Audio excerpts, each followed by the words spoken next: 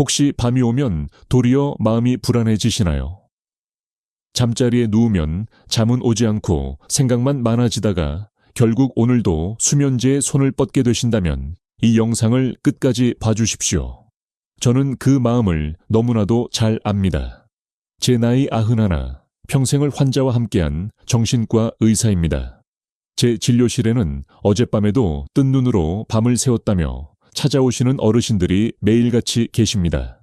바로 그런 분들이 단 7일 만에 약 없이 꿀잠을 자기 시작했습니다. 한밤중에도 한 번도 깨지 않고서 말입니다. 믿기 어려우시죠? 하지만 이 영상을 끝까지 보신 분들 대부분이 그날 밤부터 잠이 달라졌다고 말씀하십니다. 수십 년 만에 처음으로 약 없이 아침까지 푹 주무셨다는 분들이 많습니다. 2025년 50대 이상 한국인 3명 중 1명이 심각한 수면 장애를 겪고 있다는 통계가 있습니다. 불면증이 단순히 잠을 못 자는 것에서 끝나지 않습니다. 만성 피로, 우울증, 치매 위험 증가, 심혈관 질환까지 연결됩니다. 하지만 이것을 모르고 지나치신다면 잠은 더욱 오지 않거나 그나마 괜찮던 잠도 점점 얕아질 뿐입니다. 오늘 이 영상에서는 3가지를 말씀드리겠습니다. 첫째, 왜 나이가 들면 새벽에 자꾸 깨는지 그 의학적 원리를 설명해 드리겠습니다. 둘째, 91세 의사인 제가 직접 실천하고 환자 수백 명에게 효과를 본 구체적인 방법을 단계별로 알려드리겠습니다. 셋째, 7일간의 숙면 프로그램과 10초 자가 테스트를 통해 여러분의 수면 상태를 정확히 파악하실 수 있도록 돕겠습니다. 현직 의사로서 50년간 한 500명 이상의 불면증 환자를 진료한 경험으로 말씀드립니다. 병원에서는 시간 관계상 설명할 수 없는 진실을 오늘 모두 말씀드리겠습니다. 가족의 불안을 조금이라도 덜어드리고 싶습니다. 이 채널에서는 저처럼 평생을 환자와 함께한 노년의 의사들이 매일 건강과 잠에 대한 진짜 지혜를 나누고 있습니다. 오늘 같은 중요한 이야기를 놓치고 싶지 않으시다면 지금 바로 구독과 알림 설정을 눌러주십시오. 새벽 2시 어김없이 눈이 떠지는 이유. 제 진료실을 찾는 분들 중에는 잠을 못 자는 것이 아니라 자꾸만 한밤중에 깬다고 말씀하시는 분들이 참 많습니다. 대부분 새벽 2시에서 4시 사이에 어김없이 눈이 떠지고 그 뒤로는 다시 잠들지 못한 채 아침을 맞는다고 하십니다. 그 시간이 하루 이틀 쌓이는 것은 괜찮지만 몇 달, 몇 년이 지나면 결국 사람은 몸이 먼저 무너지고 그 다음엔 마음이 흔들리기 시작합니다. 83세의 박노식 어르신도 그런 경우였습니다. 박노식 어르신은 매일 새벽 2시 40분만 되면 칼같이 눈이 떠져 1시간 이상을 뒤척이다 결국 텔레비전을 켜거나 신문을 가져다 읽는 것이 습관이 되어버렸다고 합니다. 이런 분들은 낮 동안 늘 피곤하고 낮잠 자는 시간이 늘어나면서 식사 시간마저 불규칙해집니다. 일상의 중심이 점점 무너져 내리는 것이죠. 대구에 사시는 70대 김미연님은 극심한 악몽 때문에 잠드는 것이 두렵다고 하셨습니다. 잠에서 깨면 식은땀이 흐르고 심장이 두근거려 다시 잠드는데 2~3시간이 걸렸습니다.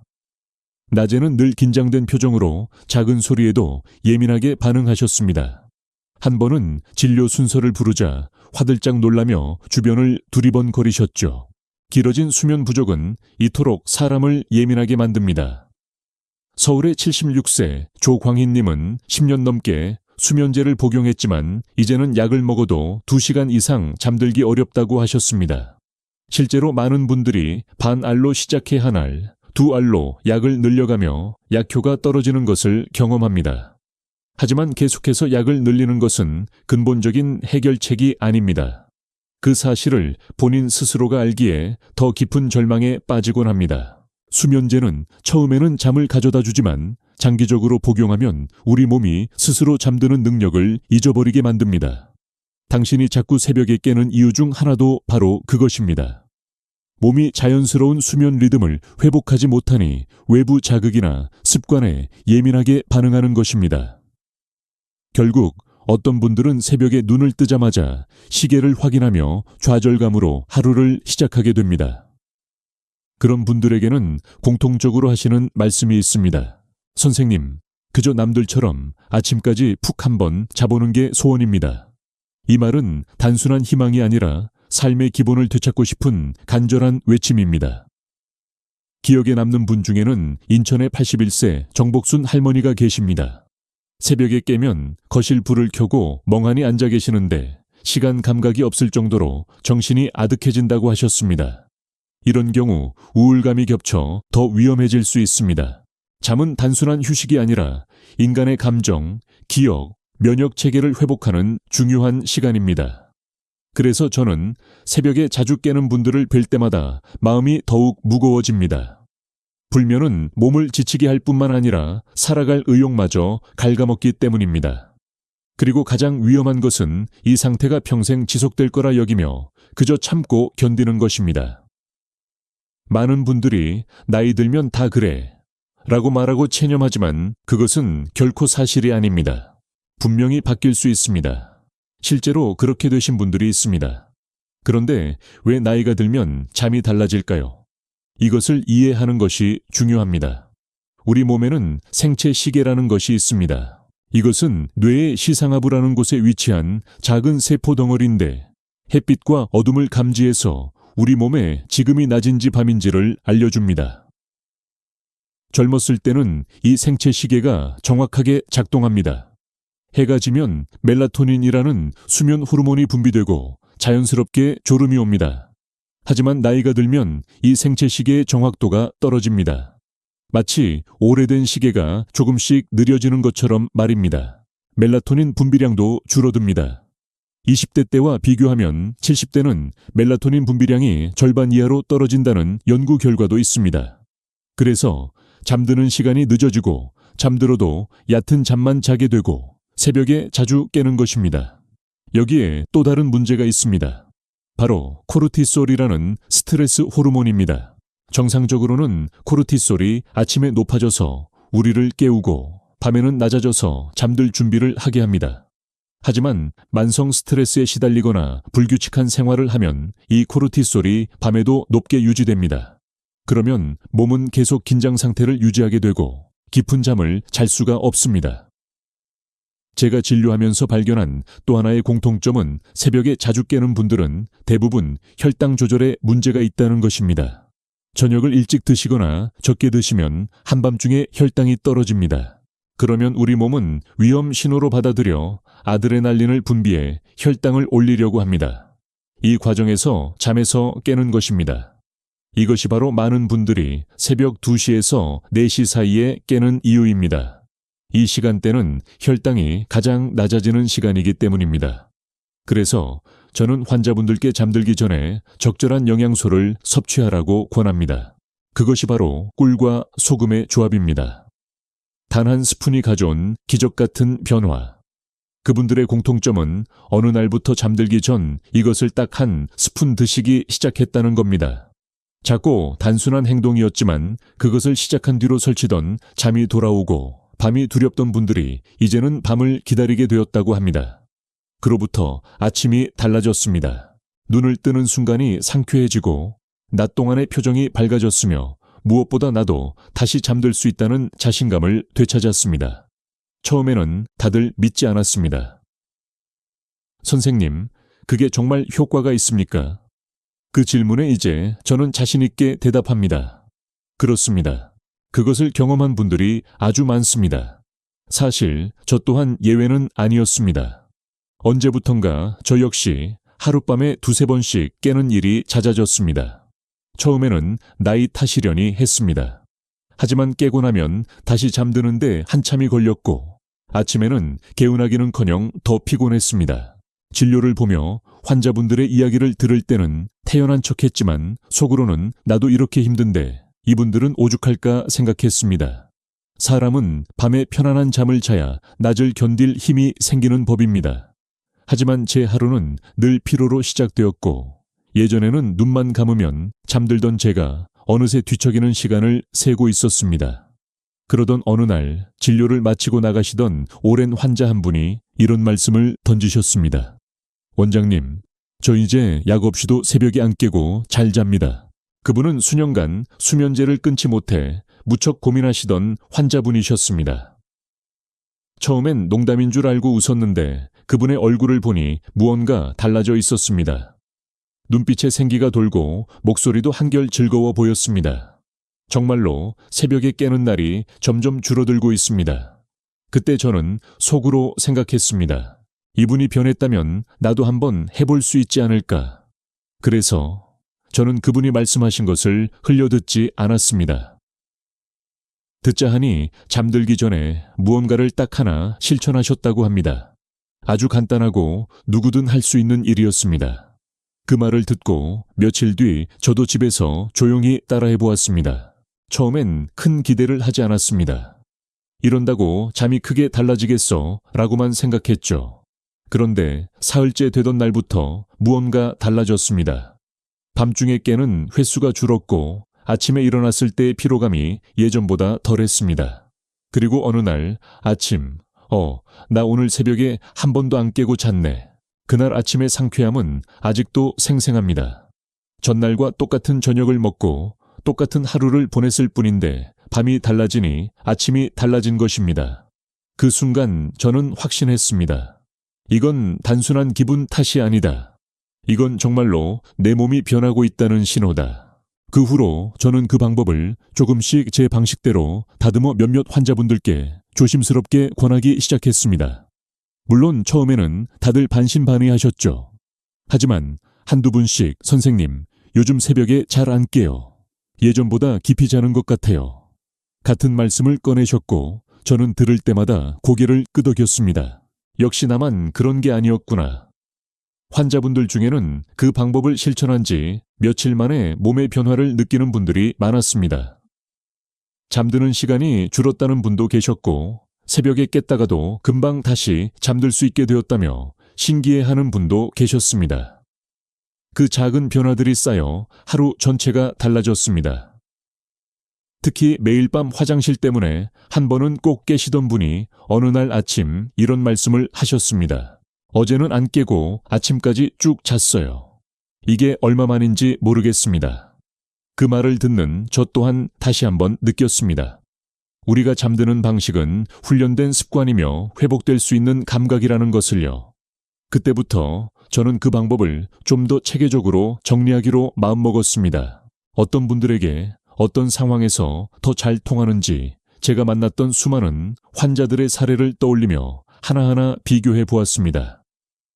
놀랍게도 뚜렷한 공통점이 있었습니다. 숙면에 성공한 분들은 모두 특정 행동을 시작한 날부터 잠의 변화가 시작되었다는 것입니다. 그것은 아주 간단한 행동이었습니다. 잠들기 전 단 1분이면 충분했고 복잡한 준비물도 필요 없었습니다. 돈이 드는 일은 더더욱 아니었죠. 오히려 너무나 평범해서 처음 듣는 사람들은 잘 믿지 않았습니다. 에이, 그런다고 잠이 달라지겠어요.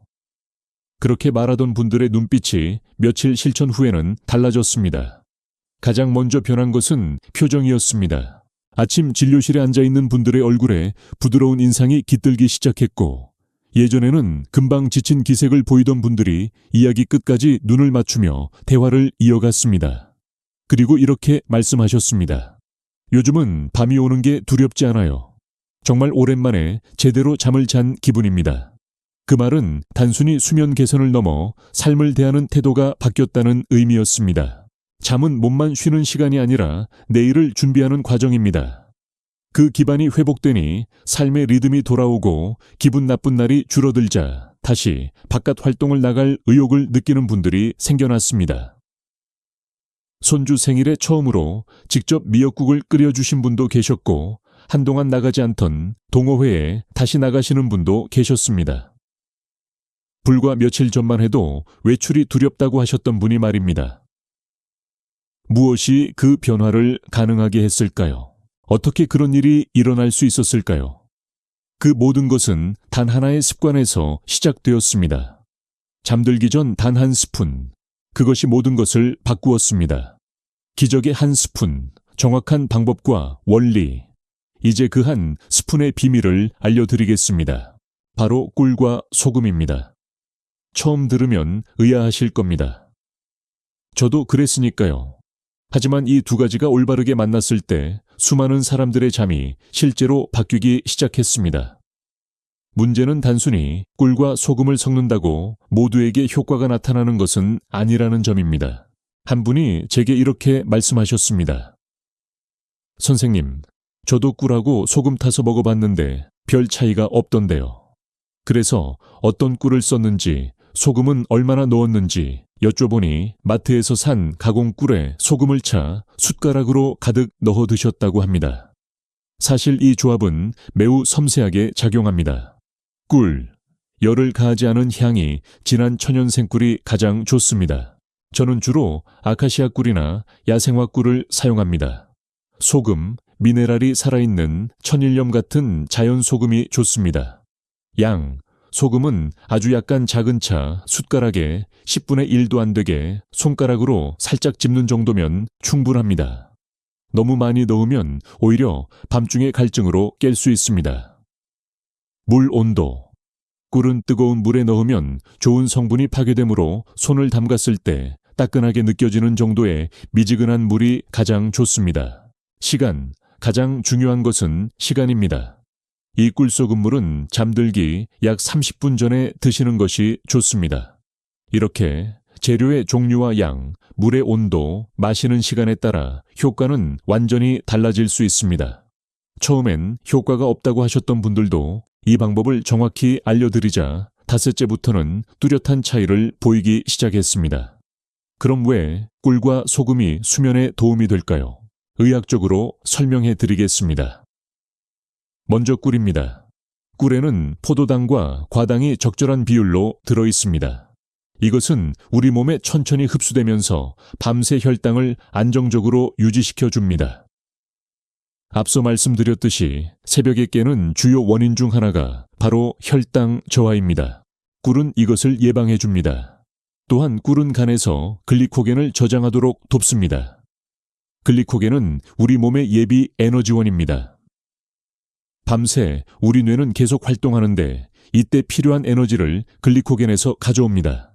글리코겐이 충분하면 뇌는 안정적으로 활동하고 우리는 깊은 잠을 잘 수 있습니다. 그리고 꿀은 트립토판이라는 아미노산의 흡수를 돕습니다. 트립토판은 뇌에서 세로토닌으로 변환되고 세로토닌은 다시 멜라토닌으로 변환됩니다. 멜라토닌은 우리를 잠들게 하는 핵심 호르몬이죠. 결국 꿀은 자연스럽게 멜라토닌 생성을 촉진하는 것입니다. 이제 소금입니다. 소금, 특히 천일염에는 나트륨뿐만 아니라 마그네슘, 칼슘, 칼륨 같은 다양한 미네랄이 들어 있습니다. 이 미네랄들은 신경계를 안정시키는 데 매우 중요합니다. 특히 마그네슘은 천연 진정제라고 불릴 정도로 근육 이완과 신경 안정에 도움을 줍니다. 또한 적절한 양의 소금은 부신 기능을 지원합니다. 부신은 스트레스 호르몬인 코르티솔을 분비하는 곳입니다. 만성 스트레스로 부신이 지쳐 있으면 밤에도 코르티솔이 불규칙하게 분비되어 잠을 방해합니다. 소금의 미네랄은 부신 기능을 회복시켜 코르티솔 리듬을 정상화하는 데 도움을 줍니다. 그리고 소금은 체액의 균형을 맞춰줍니다. 체액 균형이 깨지면 밤에 자주 화장실에 가게 되거나 갈증으로 깨게 됩니다. 적절한 양의 소금은 이것을 예방합니다. 중요한 것은 적절한 양입니다. 너무 많으면 오히려 해가 되므로 손가락으로 살짝 짚는 정도, 정말 미량만 사용해야 합니다. 이 조합은 약처럼 잠을 강요하는 것이 아니라 몸이 이완되고 이제 밤이 왔구나 라는 신호를 자연스럽게 받아들이도록 돕는 역할을 합니다. 약을 줄이고 싶지만 불안한 분들에게 이 조합은 아주 좋은 다리가 되어줄 수 있습니다. 억지로 재우는 방법이 아니라 몸이 스스로 잠드는 법을 다시 기억하게 만드는 방법이기 때문입니다. 그래서 저는 이것을 자연으로 돌아가는 첫걸음이라고 부릅니다. 91세 의사가 제안하는 7일간의 숙면 프로그램. 어디서부터 어떻게 시작해야 할지 막막하신 분들을 위해 제 50년 진료 경험을 바탕으로 누구나 쉽게 따라할 수 있는 7일간의 숙면 프로그램 체계를 만들었습니다. 이 프로그램은 처음부터 완벽을 목표로 하지 않습니다. 대신 매일 하나씩만 바꾸어 몸이 잠에 적응하도록 돕습니다. 변화는 천천히 하지만 확실하게 찾아옵니다.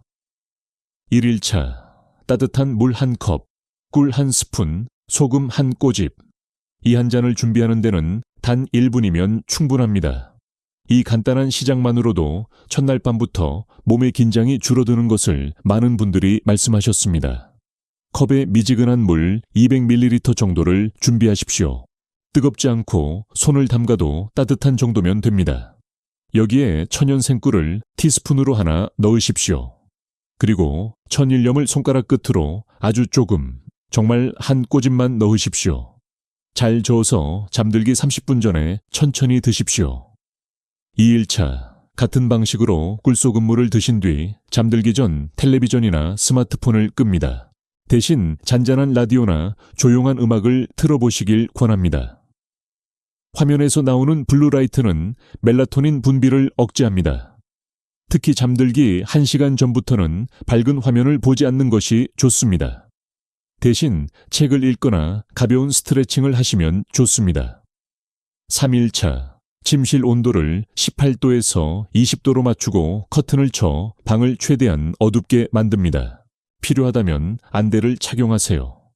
잠은 빛에 매우 예민해서 환경만 바꿔도 잠의 깊이가 달라집니다. 우리 몸은 어두울 때 멜라토닌을 분비하고 밝을 때 분비를 멈춥니다. 그래서 침실은 가능한 한 어둡게 유지하는 것이 중요합니다. 작은 스탠드 불빛이나 디지털 시계의 빛도 수면을 방해할 수 있습니다. 온도도 중요합니다. 우리 몸은 잠들 때 천이 약간 낮아집니다. 방이 너무 덥거나 추우면 이 과정이 방해받습니다. 18도에서 20도가 가장 이상적입니다. 조금 서늘하다 싶을 정도가 좋습니다. 담요로 천을 조절하시면 됩니다. 4일차 저녁 식사 시간을 조절합니다. 잠들기 3시간 전에는 식사를 마치고 커피나 술은 피합니다. 늦은 저녁 식사는 소화 과정 때문에 잠을 방해합니다. 위에서 음식을 소화하느라 에너지를 쓰면 몸은 제대로 쉴 수 없습니다. 또한 소화 과정에서 천이 올라가는데 이것도 수면을 방해합니다. 커피나 녹차 같은 카페인 음료는 오후 2시 이후로는 피하는 것이 좋습니다. 카페인의 방암기는 5시간에서 7시간입니다. 저녁에 마신 커피는 자정이 넘어서도 체내에 남아 있습니다. 술도 마찬가지입니다. 많은 분들이 술을 마시면 잠이 잘 온다고 생각하시지만 이것은 착각입니다. 술은 처음에는 졸음을 유발하지만 알코올이 분해되는 과정에서 오히려 수면을 방해하고 새벽에 깨게 만듭니다. 5일차 일어나는 시간을 규칙적으로 유지하려고 노력합니다. 주말이든 평일이든 같은 시간에 일어나려는 노력은 매우 중요합니다. 생체 시계는 규칙성을 좋아합니다. 매일 같은 시간에 일어나면 우리 몸은 그 시간에 맞춰 자연스럽게 깨어나도록 준비합니다. 그러면 밤에 잠드는 시간도 자연스럽게 규칙적으로 변합니다. 주말에 늦잠을 자면 생체 시계가 흐트러집니다. 월요일 아침에 일어나기 힘든 이유가 바로 이것입니다. 주말에도 평일과 같은 시간에 일어나려고 노력하십시오. 낮에 피곤하면 30분 정도 짧은 낮잠을 자는 것은 괜찮습니다. 하지만 오후 3시 이후에 낮잠은 피하는 것이 좋습니다. 6일차 햇볕을 조금 더 쬐어봅니다. 산책을 하거나 창가에 앉아 신문을 읽어도 좋습니다. 낮에 햇빛을 보면 우리 몸의 생체 시계가 제자리를 찾아 밤에 잠이 더 잘 오게 됩니다. 특히 아침 햇빛이 중요합니다. 아침에 햇빛을 쬐면 우리 뇌는 지금이 낮이다라는 신호를 받습니다. 그러면 14시간에서 16시간 후에 자연스럽게 멜라토닌이 분비되어 잠이 옵니다. 하루에 최소 30분, 가능하면 1시간 정도 햇빛을 쬐는 것이 좋습니다. 창문 너머의 햇빛보다 직접 밖에 나가서 쬐는 것이 더 효과적입니다. 유리창은 햇빛의 중요한 파장을 걸러내기 때문입니다. 가벼운 산책이나 마당에서 화초를 돌보는 것도 좋습니다. 7일차 지금까지 실천한 모든 습관을 유지하며 자신의 잠을 관찰합니다. 몇 시간을 잤는지, 몇 번을 깼는지, 아침 기분은 어떤지 스스로의 변화를 느끼는 시간입니다. 작은 수첩에 간단히 기록해보는 것도 좋습니다. 어제는 11시에 잠들어 새벽 3시에 한번 깼고 다시 잠들어 7시에 일어났다. 아침 기분은 70점. 이런 식으로 말입니다. 기록을 하면 자신의 수면 패턴이 보입니다. 어떤 날 잠을 잘 잤는지, 무엇을 했을 때 잠이 좋았는지 알 수 있습니다. 그러면 자신에게 맞는 방법을 찾아갈 수 있습니다. 물론 변화의 속도는 사람마다 다릅니다. 하지만 중요한 것은 그 흐름이 반드시 시작된다는 것입니다. 정확한 양의 꿀과 소금, 마시는 시간, 침실의 온도와 빛과 소리, 이 모든 조건이 내게 맞춰질 때 몸은 다시 잠드는 자연의 힘을 기억해낼 것입니다. 실제로 일주일 만에 수면제 양을 절반으로 줄이신 분도 계시고 약 없이 아침까지 통잠을 주무신 분도 계십니다. 잠이 바뀌면 인생이 바뀝니다. 잠들기 전 꿀과 소금 한 스푼을 드시기 시작한 분들은 단순히 잠만 잘 자게 된 것이 아니었습니다. 서울의 이정인님은 10년 넘게 고혈압 약을 드셨습니다. 그런데 꿀소금 수면법을 석 달 실천한 뒤 정기검진에서 혈압이 낮아져 의사로부터 약을 줄여보자는 권유를 받았습니다. 스트레스가 줄고 깊은 잠을 자니 몸이 이완된 것입니다. 이정인님은 이렇게 말씀하셨습니다. 처음엔 반신반의했습니다. 하지만 일주일쯤 지나니 몸이 가벼워지는 게 느껴졌어요. 한 달쯤 지나니 혈압을 재보니 정말로 낮아져 있더라고요. 지금은 약도 줄였고 매일 아침이 상쾌합니다. 잠만 잘 자도 이렇게 달라질 수 있다는 게 신기합니다. 부산의 김용호님은 기억력 감퇴로 고민하셨습니다. 아내 이름도 가끔 잊어버리셨지만 꿀잠을 자기 시작하면서부터 머리가 맑아지고 최근에는 다시 일기를 쓰기 시작하셨다고 합니다. 김용호님은 말씀하셨습니다. 잠을 못 자니까 낮에 머리가 멍했어요. 사람 이름이 생각나지 않고 어제 한 일도 기억이 안 나고요. 그런데 잠을 잘 자니까 머리가 맑아지더라고요. 아침에 일어나면 오늘 뭘 해야겠다는 생각이 또렷하게 떠오릅니다. 수면은 우리 뇌가 기억을 정리하고 저장하는 시간입니다. 잠을 못 자면 단기 기억이 장기 기억으로 전환되지 못합니다. 그래서 잠을 잘 자면 기억력이 좋아지는 것입니다. 실제로 치매 예방에도 좋은 수면이 매우 중요하다는 연구 결과가 많습니다. 대구의 박명자님은 오랜 관절통으로 고생하셨습니다. 그런데 잠을 제대로 자기 시작하니 통증도 줄고 아침에 몸이 한결 가벼워졌다고 합니다. 박명자님은 이렇게 말씀하셨습니다. 무릎이 아파서 밤에도 자주 깼어요. 깨면 다시 잠들기 어렵고요. 그런데 꿀소금물을 마시고 잠을 푹 자니까 아침에 일어날 때 무릎이 덜 뻣뻣해요. 통증도 줄었고요. 이제는 계단도 좀 더 편하게 오를 수 있습니다. 수면 중에 우리 몸은 회복 작업을 합니다. 손상된 조직을 치유하고 염증을 줄입니다. 만성 통증이 있는 분들이 잠을 못 자면 통증이 더 심해지는 이유가 바로 이것입니다. 잠을 잘 자면 통증 역치가 높아져 같은 자극에도 덜 아프게 느껴집니다. 광주의 최영희님은 우울증으로 힘들어 하셨습니다. 세상이 온통 회색빛으로 보이고 아무것도 하고 싶지 않았다고 합니다. 그런데 잠을 잘 자기 시작하면서 조금씩 기분이 나아지기 시작했습니다. 최영희님은 말씀하셨습니다. 잠을 못 자니까 모든 게 힘들었어요. 작은 일에도 짜증이 나고 눈물이 나고요. 그런데 잠을 푹 자고 나니까 조금씩 여유가 생기더라고요. 아직도 완전히 좋아진 건 아니지만 예전보다는 훨씬 낫습니다. 손주들 보러 갈 마음도 생기고요. 수면 부족과 우울증은 악순환을 만듭니다. 우울하면 잠을 못 자고 잠을 못 자면 더 우울해집니다. 이 고리를 끊는 첫 번째 단계가 바로 수면 개선입니다. 잠을 잘 자면 세로토닌 같은 기분 조절 호르몬이 정상적으로 분비되어 우울감이 줄어듭니다. 이런 이야기를 들을 때마다 저는 다시 한번 잠의 힘을 느낍니다. 잠은 하루의 쉼표가 아니라 내 인생을 회복시키는 마침표이자 새로운 시작의 준비 과정입니다. 물론 이 방법이 만병통치약은 아닙니다. 하지만 수면의 질이 개선되면 우리 몸은 스스로 회복할 힘을 얻게 됩니다. 약을 줄이거나 생활 습관을 바꾸거나 다시 운동을 시작하는 것은 그 다음 단계입니다. 수면은 모든 건강의 기초입니다. 집을 지을 때 기초가 튼튼해야 하듯이 건강을 지킬 때도 수면이 튼튼해야 합니다. 그래서 저는 환자분들께 항상 말씀드립니다. 무엇보다 먼저 잠부터 고치십시오. 잠만 잘 자도 많은 것이 저절로 좋아집니다. 그래서 저는 지금도 이 꿀소금 수면법을 직접 실천하고 있습니다. 나이가 들수록 좋은 잠이 얼마나 중요한지 온몸으로 느끼고 있기 때문입니다. 91의 나이에도 저는 매일 진료를 보고 환자분들을 만납니다. 이것이 가능한 이유는 밤에 잘 자기 때문입니다. 잠을 잘 자니까 낮에 힘이 있고 환자분들 이야기를 집중해서 들을 수 있고 올바른 판단을 내릴 수 있습니다. 10초 자가 테스트. 당신의 수면 상태는?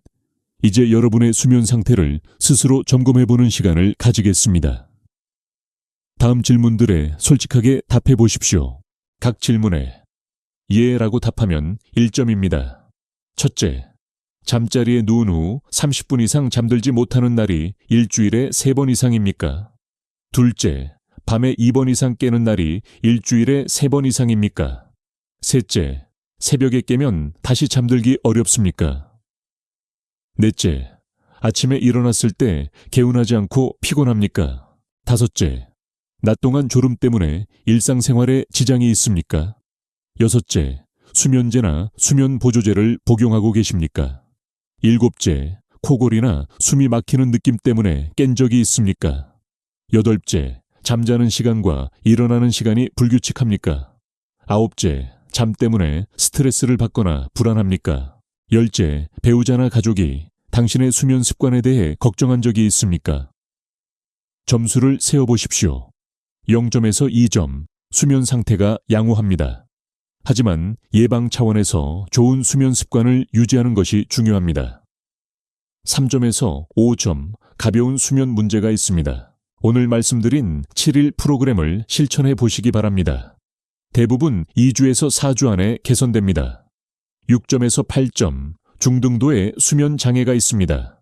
꿀소금 수면법과 함께 생활 습관 전반을 점검해야 합니다. 필요하다면 전문의와 상담하는 것도 고려하십시오. 9점에서 10점, 심각한 수면 장애입니다. 반드시 수면 클리닉이나 정신건강의학과 전문의와 상담하십시오.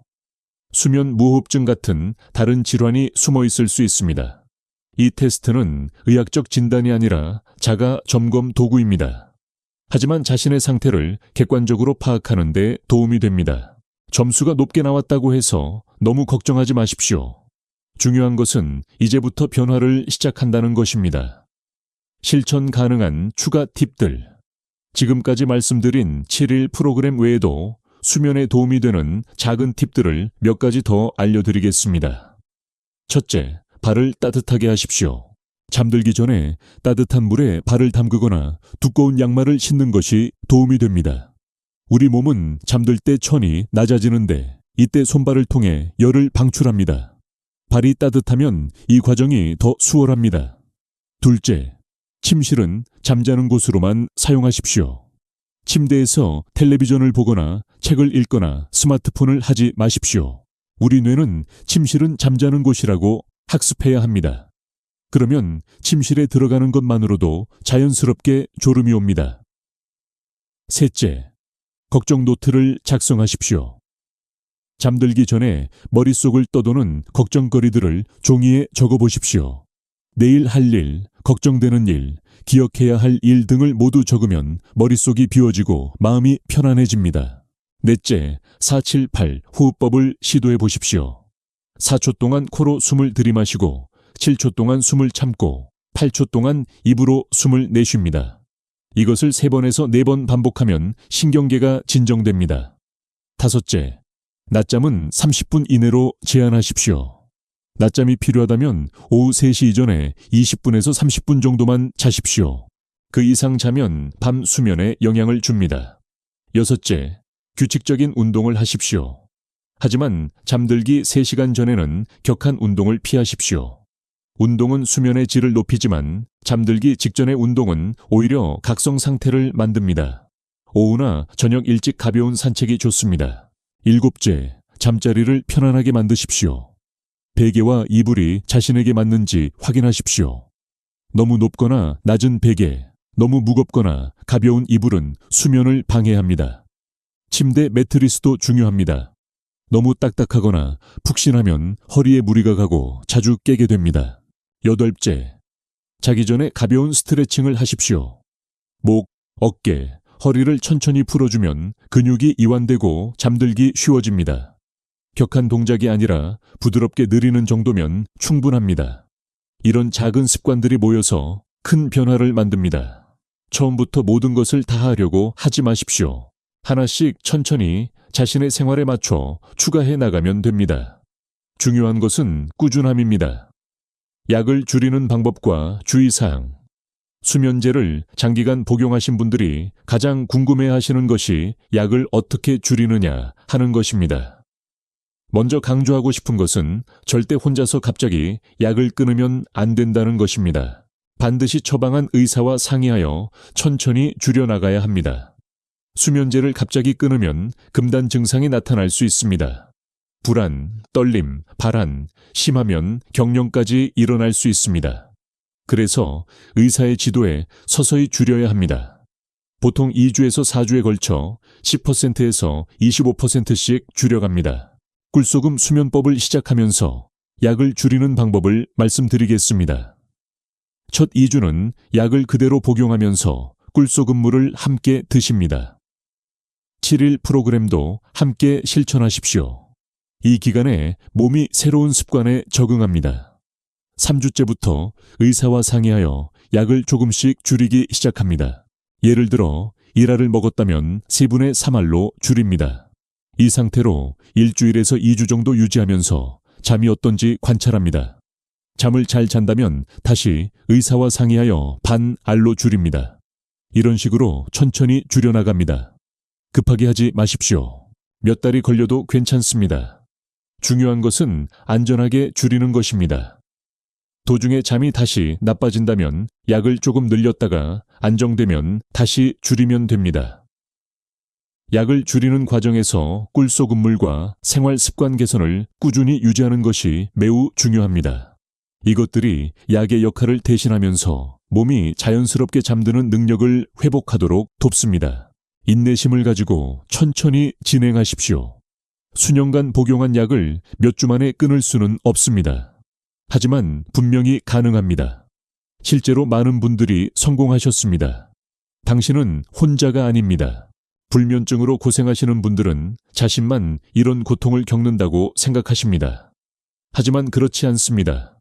통계에 따르면 65세 이상 노인의 40% 이상이 수면 문제를 겪고 있습니다. 당신만 힘든 것이 아닙니다. 많은 분들이 같은 고민을 하고 계십니다. 그리고 많은 분들이 그 고민에서 벗어나고 계십니다. 오늘 이 영상을 보신 것만으로도 당신은 이미 첫걸음을 내디딘 것입니다. 문제를 인식하고 해결책을 찾으려는 의지가 있다는 것 자체가 중요합니다. 가족의 도움도 중요합니다. 배우자나 자녀에게 당신이 수면 문제로 힘들어한다는 것을 솔직하게 말씀하십시오. 밤에 시끄럽게 하지 말아달라거나 침실을 어둡게 유지할 수 있도록 도와달라고 부탁하십시오. 가족의 이해와 협조가 있으면 수면 개선이 훨씬 수월합니다. 또한 같은 고민을 가진 분들과 이야기를 나누는 것도 도움이 됩니다. 노인복지관이나 보건소에서 운영하는 건강 강좌에 참여해 보십시오. 비슷한 처지의 분들을 만나면 위로가 되고 서로 정보를 나눌 수 있습니다. 의사와의 관계도 중요합니다. 수면 문제가 지속되면 전문의와 상담하는 것을 두려워하지 마십시오. 수면 클리닉에서는 수면 다원 검사 같은 정밀 검사를 통해 수면 무호흡증이나 하지 불안 증후군 같은 다른 질환이 있는지 확인할 수 있습니다. 정확한 진단을 받으면 더 효과적인 치료를 받을 수 있습니다. 당신은 혼자가 아닙니다. 도움을 요청하는 것은 약한 것이 아니라 현명한 것입니다. 건강을 되찾기 위해 할 수 있는 모든 것을 하는 것이 중요합니다. 마지막 당부의 말씀. 이제 여러분께서 그 첫걸음을 내디디시길 권합니다. 당장 약을 끊으라는 말이 아닙니다. 오늘 밤 잠들기 전 그저 따뜻한 물에 꿀 한 스푼과 소금 한 꼬집을 타서 드시고 조용한 시간을 가져보세요. 처음에는 큰 변화가 없을지도 모릅니다. 하지만 하루 이틀 그리고 일주일이 지나면 몸이 반응하기 시작할 겁니다. 그 흐름을 멈추지 마십시오. 꾸준함이 가장 중요합니다. 하루 이틀 해보고 효과가 없다고 포기하지 마십시오. 우리 몸은 오랜 시간에 걸쳐 형성된 습관을 가지고 있습니다. 그것을 바꾸는데도 시간이 필요합니다. 최소 2주, 가능하면 4주 정도는 꾸준히 실천해 보십시오. 작은 변화에도 감사하십시오. 완벽한 수면을 기대하지 마십시오. 어제보다 10분 더 빨리 잠들었다. 새벽에 깨긴 했지만 다시 잠들 수 있었다. 아침에 조금 덜 피곤하다. 이런 작은 변화들이 쌓여서 큰 변화가 됩니다. 작은 성공을 스스로 인정하고 격려하십시오. 인내심을 가지십시오. 수십 년간 쌓인 수면 문제가 일주일 만에 완전히 해결되지는 않습니다. 하지만 분명히 좋아집니다. 한 달 후에 당신은 오늘의 당신보다 더 잘 잘 것입니다. 석 달 후에 당신은 한 달 후에 당신보다 더 잘 잘 것입니다. 천천히 꾸준히 나아가십시오. 희망을 잃지 마십시오. 아무리 오래된 불면증이라도 개선될 수 있습니다. 80대, 90대에도 수면을 되찾으신 분들이 많습니다. 나이는 핑계가 될 수 없습니다. 중요한 것은 포기하지 않는 것입니다. 오늘 밤부터 시작하십시오. 내일부터가 아니라 오늘 밤부터입니다. 지금 당장 꿀과 천일염이 집에 있는지 확인하십시오. 없다면 내일 장을 보러 갈 때 꼭 사십시오. 그리고 내일 밤부터 시작하십시오. 미루지 마십시오. 당신의 건강한 잠은 오늘 밤부터 시작됩니다.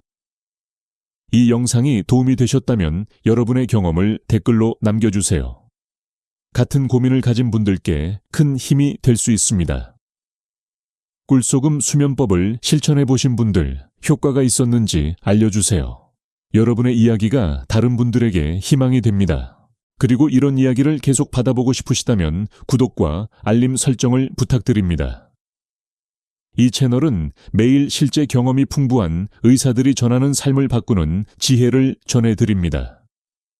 수면뿐만 아니라 고혈압, 당뇨, 치매 예방, 관절 건강, 마음 건강 등 노년의 건강한 삶을 위한 실용적인 정보를 나누고 있습니다.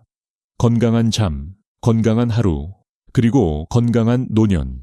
오늘 밤부터 당신도 시작할 수 있습니다. 잠은 당신의 권리입니다. 나이가 들었다고 잠을 포기할 필요는 없습니다. 당신도 충분히 잘 잘 수 있습니다. 그 첫걸음을 오늘 밤 내디디십시오. 91년을 살아온 이 늙은 의사는 당신을 응원합니다.